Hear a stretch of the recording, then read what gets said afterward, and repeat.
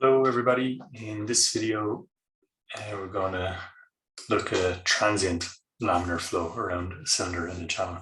So in the previous video we looked at a steady state version of this problem, but now we're going to increase the Reynolds number, increase the incoming velocity, and we're going to get some vortex shedding in the problem. So if you jump across to Workbench, so we're going to open the same problem we had before. So this is the flow around the cylinder model from steady state. So because this problem has the same geometry, rather than recreating it, we can just directly use it here, or we can copy it. So there's a few ways to do that. One, we can just duplicate this entire model. So if you click on the little drop-down arrow and duplicate, it'll just copy everything to a new model, and then you can go in and change bits of it that you want to change. So this is just taking a second. So here's our duplicate model. So maybe we might rename this to transient flow around cylinder. But in this case, now that we duplicated it, we could change the geometry independently in either of them. So that might be what we want. Though we may want this geometry, for example, let's say we make a second mesh here, but then we change the geometry in the first one, but we want the two geometries to be the same, we can link them. So if you click on this geometry and you hold shift, then you can drag it over to this one here. So if you drag it here, it says it's going to destroy the geometry in the second model, which is fine. So basically links those, it says they're using the same geometry. In this case, it doesn't matter, but it just shows you some of the ways you can connect things together. And also, if you had another model, if you're clicking on a mesh, if you hold shift, it lets you, for example, drag this mesh to connect it into the solution of another model. So for example, if we just drag just the fluent component on its own over here, we could click on this and then shift and drag it across to here. So then it says when this mesh is created, it's going to run into this fluent model as well. So you can see how if you're doing a mesh sensitivity analysis, maybe you just set up the first case and then just add two fluent solvers or two different meshes or one or two different fluent solvers. So again, we don't need any of this now, but it just gives you an idea of how you can more efficiently create multiple models in the same database. Okay, so we just have one geometry here is linked. We're not going to change the geometry, we're just going to change the mesh. So just double click on the mesh in our new transient model. So we'll just look at a different way to make the mesh. So instead of using squares, we're going to use triangles. Instead of quadrilaterals, we're using triangles. I'm just going to wait for that measure to open. So it's loading our geometry, and as always, it takes a second before it does the final loading. So I can pause it for a second. Okay, finally, it took another 30 seconds to finally load. So this was our mesh from the last day. So let's just change it to a triangular mesh. So how can we do that? Well, we can set the method up here. So if we click on the method where we have the mesh clicked on, it says well, what you want to select, and we can select this body here, go over to this yellow, just click here, and then click apply. So let's select this body. So you can see now by default it just it's set to quadrilateral dominant. So quadrilaterals are like squares. So it's going to try to mostly make squares. That's what we saw it do. So instead we're going to set to triangles, and that's it. So if we just click generate or update here to regenerate the mesh, and click on mesh here. So now we should see our triangles. So that's fine, but maybe we want to control the size of the elements. So let's say we want them a bit smaller at the start here. So one way to do that is you can use this sizing thing. So if you click on sizing, you can see it added a sizing here option to the mesh. So this is like setting the seed size in Abacus. So select the geometry. We're going to just pick this edge, but to pick that edge, if you see up here at the top, by default, this green cube is selected, which means you can just select bodies. But if I select this thing here, and that means as I hover over things, it'll only select edges. So if I want to select points, edges, faces, bodies. So just edges, I want to select an edge. So click that one, and then it'll let me select this inner edge where the cylinder is. Come back here, press apply. So I'm just going to set the element size to be maybe 0.1. Yeah, 0.1 is okay. Maybe 0.05, make it a little bit smaller. And then there's something called a growth rate. So the growth rate is, if you imagine you've 0.05 cells around the cylinder, but then the background is set to 0.1. It has to grow to match that size. So growth rate of 1.2 means every layer of cells it increases by 20% in size. So that's relatively quick. And we can just update that to see what it looks like. But maybe we can try setting a lower growth rate just so it more slowly grows out. So click on the mesh here, so you can see it's quite a quick growth rate. So we have our background mesh. But if you see here, you have small elements, but they very quickly go into big elements. So let's just go back to the edge sizing and we'll set the default growth rate maybe 1.01, something very low. And let's update the mesh again. In fact, for the background mesh, if I just click on mesh here, the background mesh is 0.1 in size. So maybe I can just set that to 0.2. For now, I'm not too worried about having fully mesh and sensitive results. So I'll click update again.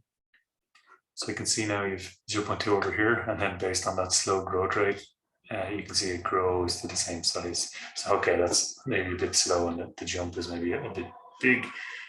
So we'll change that again. So maybe we'll just set it back to 0.1, and that'll be 0.15 in the background, 0.1 here, and it'll quite slowly grow. So that should give us a smooth transition, but not too many cells. Okay, so that's fine. It's relatively coarse mesh, but it's fine. So our name selections are already set up from before, so we'll just X out of here to go back to Workbench. And so we have a green tick. And so yeah, clicking update instead of generate inside the measure tends to mean that you don't have to right click and update here. So if we double click on setup, saying the upstream data has changed. So the setup, we had copied this, so this was for our previous model. So Fluent now needs to reread the mesh. So that's fine. You just say yes, resyncs it. Double precision as before. Click start, and then wait for Fluent to load. It'll just take 30 seconds to load in the mesh.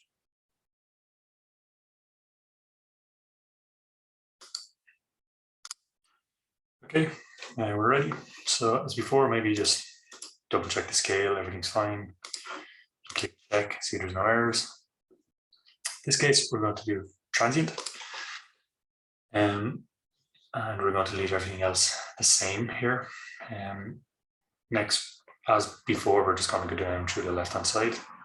So models, double click. Laminar still fine. So at the moment we're solving laminar incompressible Navier-Stokes equations. So maybe it's worthwhile just jumping back across to some of the nodes to see what they look like. So if you look at some of the nodes, closer look at the Navier-Stokes equations or any of the fluid concepts ones, they'll maybe go through these sets of equations.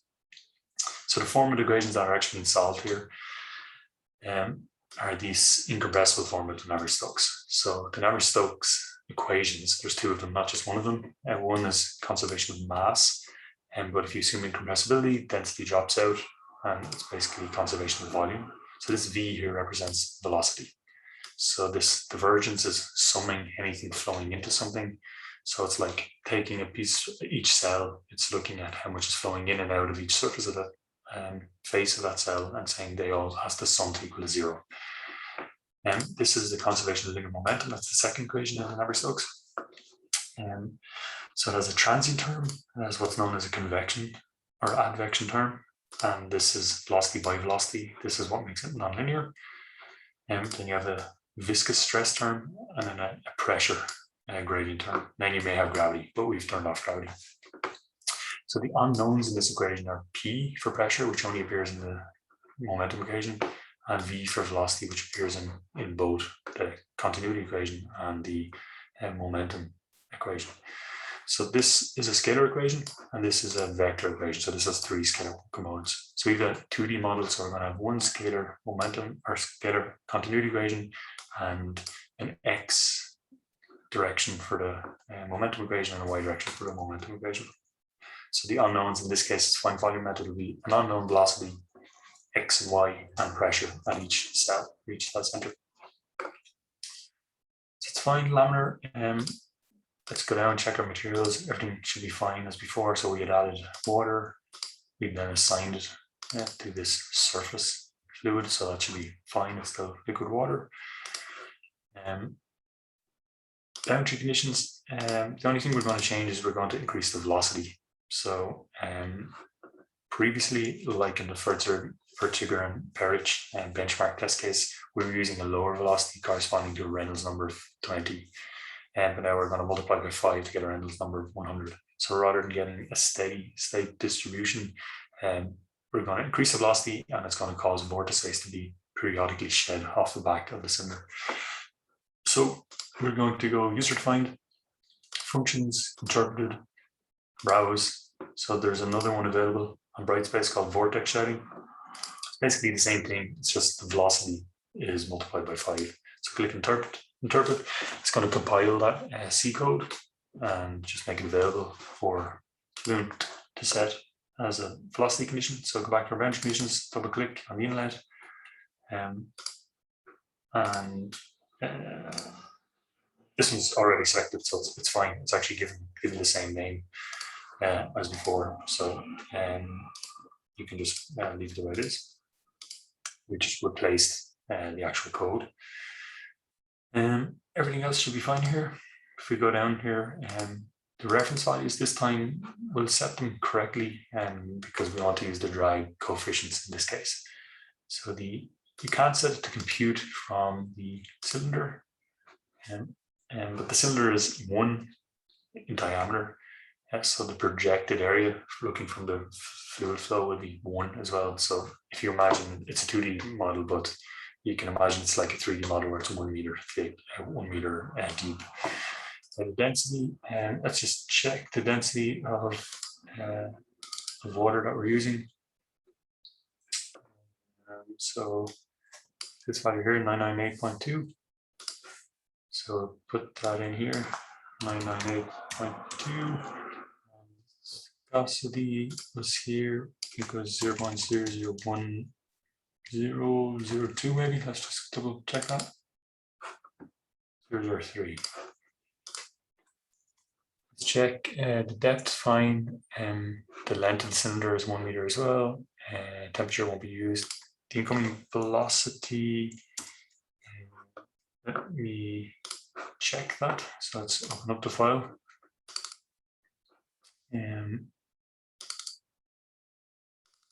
Desktop.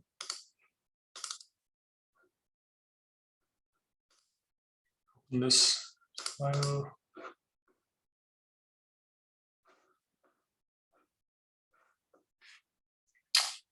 So if we look here, the velocity is this number here, so it's 1 e to the minus 4 meters per second.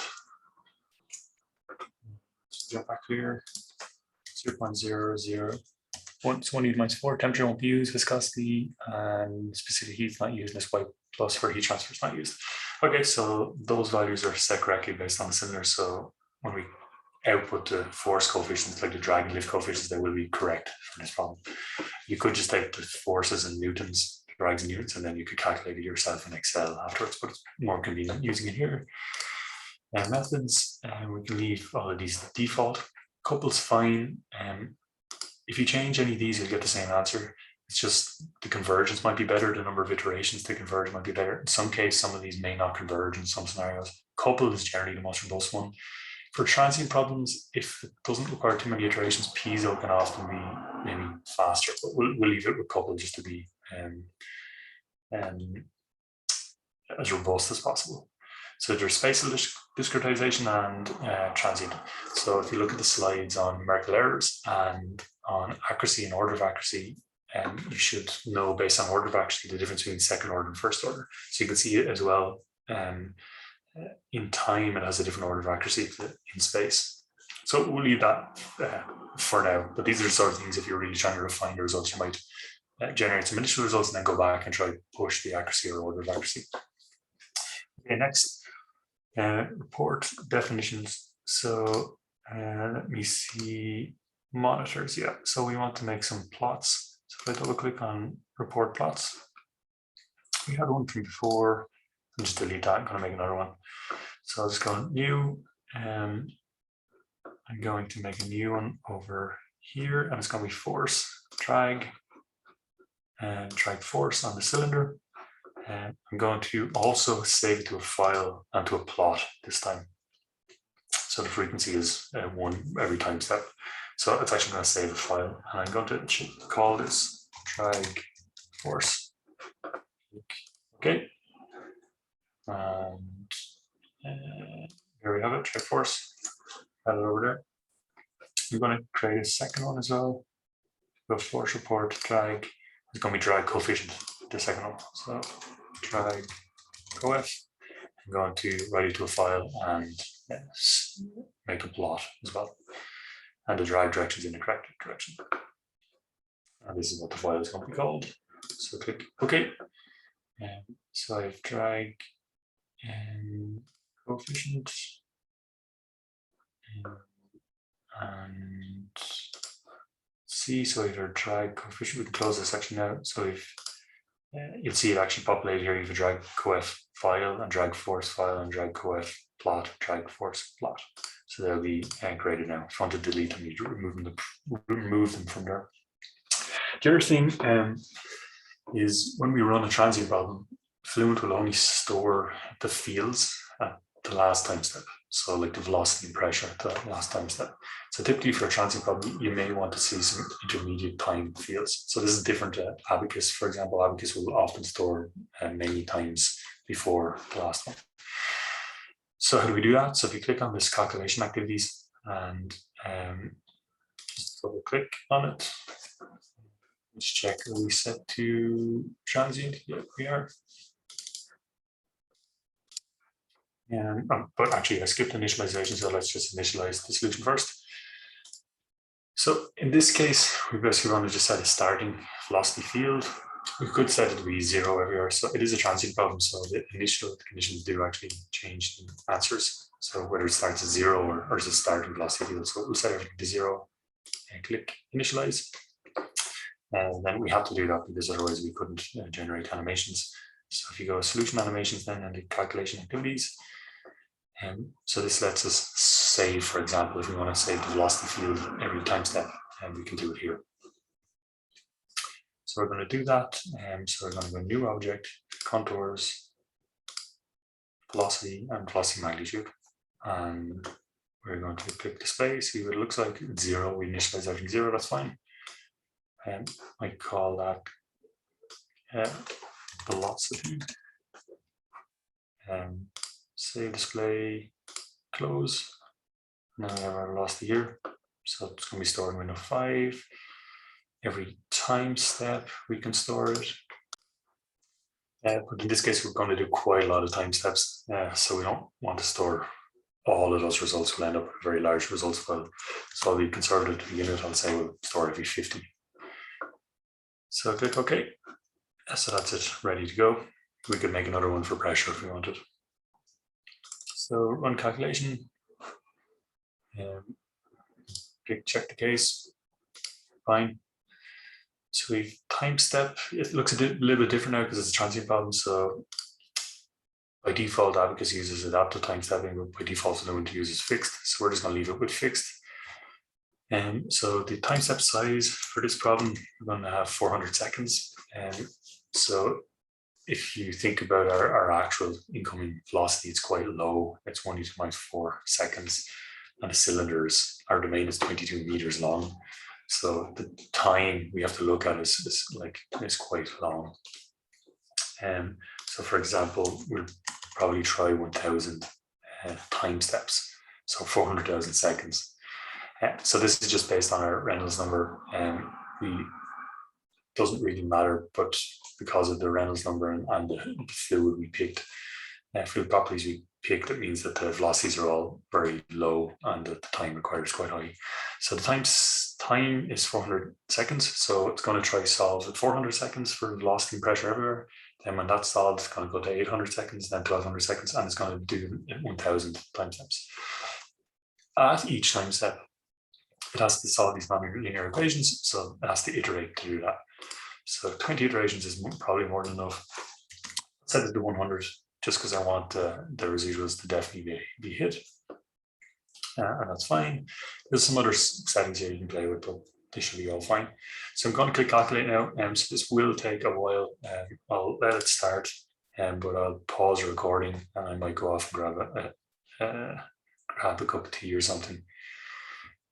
So if you watch the residuals, what happens is, okay, it's jumping over because I'm asking to look at the drag as well, but I'm just going to go to the residuals tab. So what you see is the residuals coming down in the first time step, and then at 40 outer iterations, it gets all the residuals below 1 e to minus 3. So the continuity equation, that was the most difficult one to converge. So that took the longest to get down. So it took about 40 iterations. Then it converges. So when it converges, it jumps to the next time step. So transient bottom, the residuals jump back up, start to the next time step, and then it solves again back down to the same powers. So what you notice is after the initial startup, the fluid field is not changing too much. So when you go from one of these peaks to the next one, you can see it's only taking maybe 4 or 5 iterations per time step later on. And that's because the velocity field isn't changing so much from time step to time step. So at the end, when you go to a new time step, the velocity and pressure field at the end of the last time step are a good starting guess for the next solution. So then when you're iteratively solving the equations, you only have to do a few iterations to get to converge. So you can see the residuals are all converging fine. The residuals are practically just staying at 1 e to minus 3. So it's having to do very few iterations from time step to time step. You can see down here is printing it out. So after the first 50 iterations, it printed out the contours of the velocity field and it's printing out the drag coefficient, drag force. So that's just two scale versions of each other. So you can see the drag coefficient here, and the drag force in newtons, and the contours of velocity. It'll just show the latest one each time. After it finishes, we can play through all of them. So what we should notice is our parabolic inlet velocity, like before, the flow accelerates past it. So you saw it was up there, accelerates past it. So as the flow is developing, what you should notice is there's 2 large counter-rotating vortices behind the cylinder. And as the flow develops, they get longer and longer, trailing. So when we plot the streamlines afterwards, you'll see it. So trailing around the cylinder. And at some point, they become unstable. So they become so long that just the end of them starts to flicker left or up and down. And just because the cylinder is a little bit closer to the bottom, that just helps initiate this asymmetry. So what happens is you'll end up flicking a small vortex. So these large vortices, one of them just becomes disconnected and just flows off downstream. And then that causes an asymmetry to flick the other vortex the other way.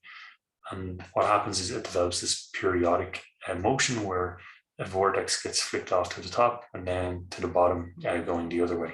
And that's called a von Karman vortex streak. So it kind of looks nice. So you'll see it's starting to develop now. It's starting to break up this tail. What effect that will have is you'll see on the drag force on the cylinder when the vortex setting happens. The force on the cylinder will be periodic, so it'll start going increasing and decreasing.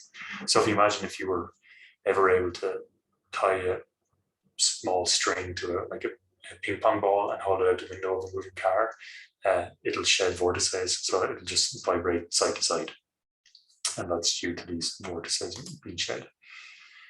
And also, just from looking at the residuals, you can start to tell a little bit about the physics. So we saw that it kind of was stuck doing the same thing, but then at some point, it starts to require more iterations to solve the time steps. And why is that? Well, then the velocity is starting to change more from time step to time step. So just looking at the residuals changing, you can kind of tell something might be happening with the flow as well. Let's see how everything else is doing. Yeah, okay, you can see it is starting to break up now. So these are the starting to get the formation of vortices that are flipping side to side.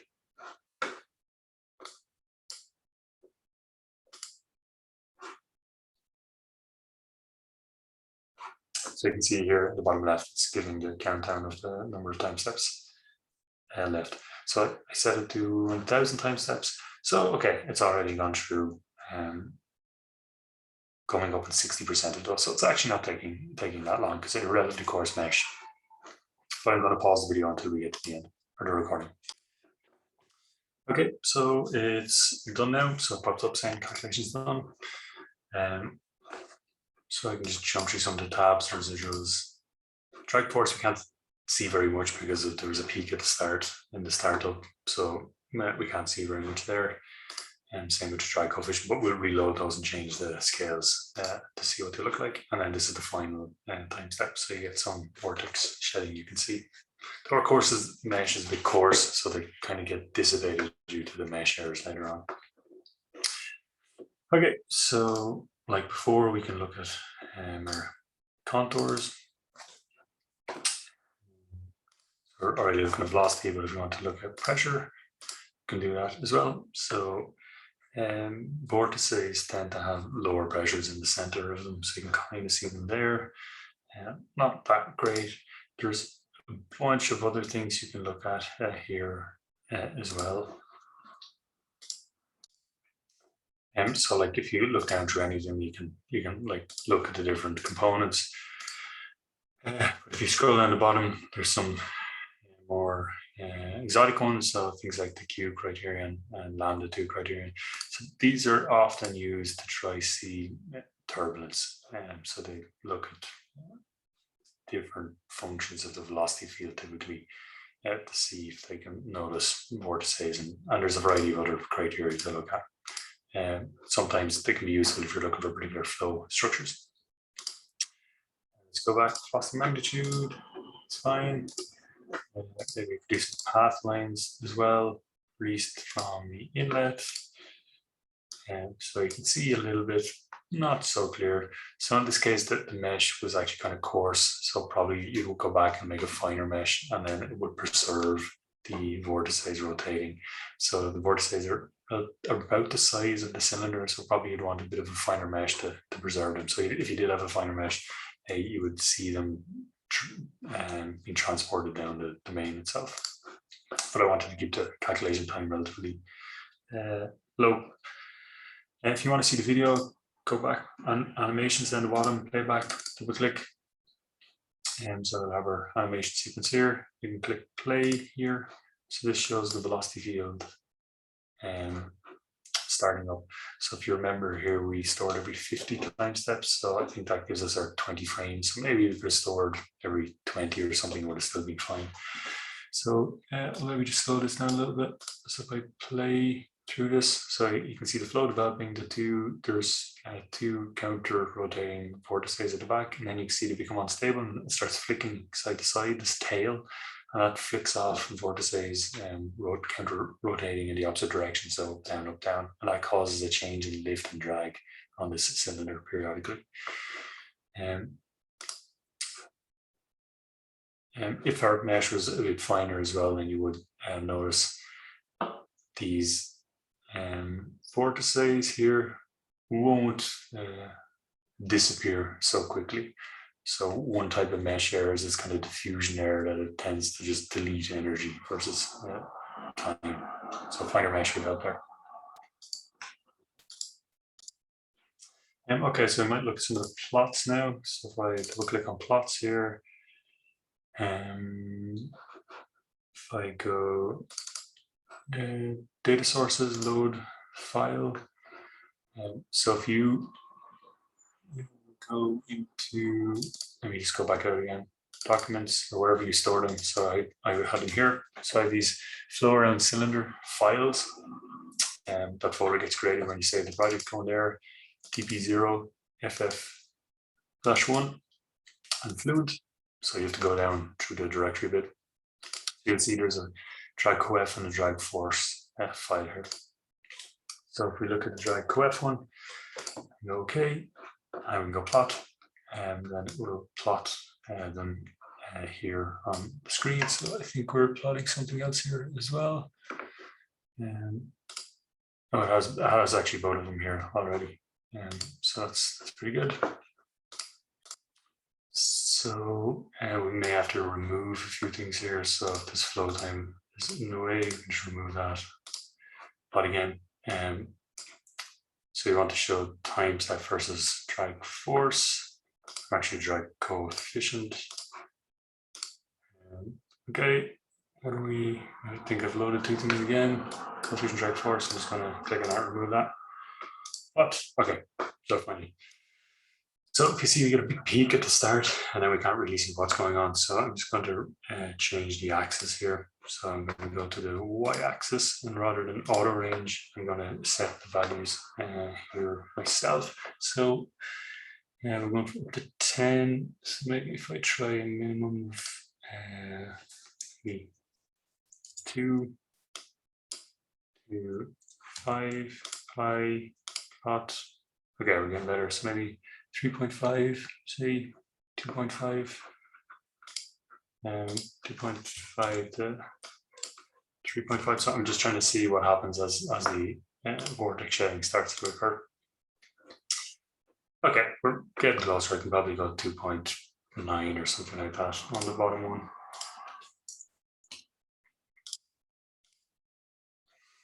And maybe 3.2. It's fine now.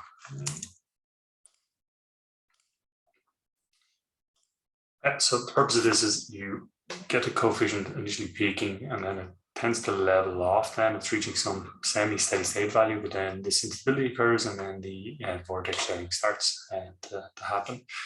So what we might expect here is a kind of sine curve, because our mesh is quite coarse, it's quite rough. So if you look in the first figure and Barrage extract, you'll see that you get a kind of steady state sinusoidal oscillation. Also, we probably could have ran it for more time steps to see it fully develop, but you get the idea here. So I'm going to stop this video here.